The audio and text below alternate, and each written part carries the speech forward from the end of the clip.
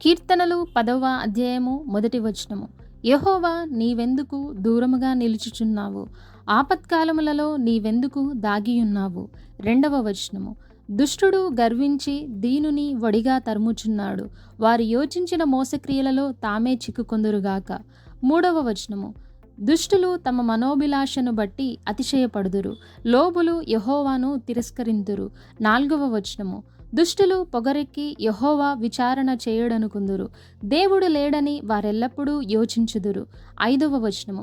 వారెల్లప్పుడూ భయము మానుకొని ప్రవర్తింతురు. నీ న్యాయ విధులు ఉన్నతమైనవే, వారి దృష్టికి అందకుండును. వారు తమ శత్రువులందరినీ చూచి తిరస్కరింతురు. 6వ వచనము. మేము కదల్చబడము, తరతరముల వరకు ఆపద చూడము అని వారు తమ హృదయములలో అనుకొందురు. 7వ వచనము.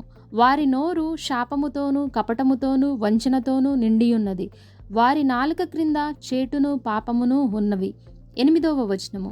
తామున్న పల్లెల యందలి మాటుచోటులలో పొంచియుందురు. చాటైన స్థలములలో నిరపరాధులను చంపుదురు. వారి కన్నులు నిరాధారులను పట్టుకొనవలెనని పొంచి చూచును. 9వ వచనము. గుహలోని సింహము వలె వారు చాటైన స్థలములలో పొంచియుందురు. బాధపడు వారిని పట్టుకొన పొంచియుందురు. బాధపడు వారిని తమ వలలోనికి లాగి పట్టుకుందురు. 10వ వచనము.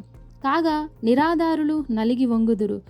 వారి బలత్కారము వలన నిరాధారులు కూలుదురు. 11వ వచనము. దేవుడు మరిచిపోయెను, ఆయన విముఖుడై ఎప్పుడునూ చూడకుండును అని వారు తమ హృదయములలో అనుకొందురు. 12వ వచనము. యెహోవా లెమ్ము, దేవా, బాధపడు వారిని మరువక నీ చెయ్యి ఎత్తుము. 13వ వచనము. దుష్టులు దేవుని తృణీకరించుట ఏలా? నీవు విచారణ చేయవని వారు తమ హృదయములలో అనుకొనుట ఏలా? 14వ వచనము. నీవు దీనిని చూచి ఉన్నావు గదా, వారికి ప్రతీకారము చేయుటకై నీవు చేటును పగను కనిపెట్టి చూచుచున్నావు. నిరాధారులు తమ్మును నీకు అప్పగించుకుందురు. తండ్రి లేని వారికి నీవే సహాయుడవై ఉన్నావు. 15వ వచనము. దుష్టుల భుజమును విరగగొట్టుము. చెడ్డవారి దుష్టత్వము ఏమియూ కనపడకబోవు వరకు దానిని గూర్చి విచారణ చేయుము. 16వ వచనము. యెహోవా నిరంతరము రాజయ్యున్నాడు.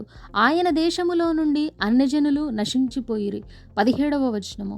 యెహోవా లోకులు ఇకను భయకారకులు కాకుండానట్లు బాధపడు వారి కోరికను నీవు వినియున్నావు. 18వ వచనము.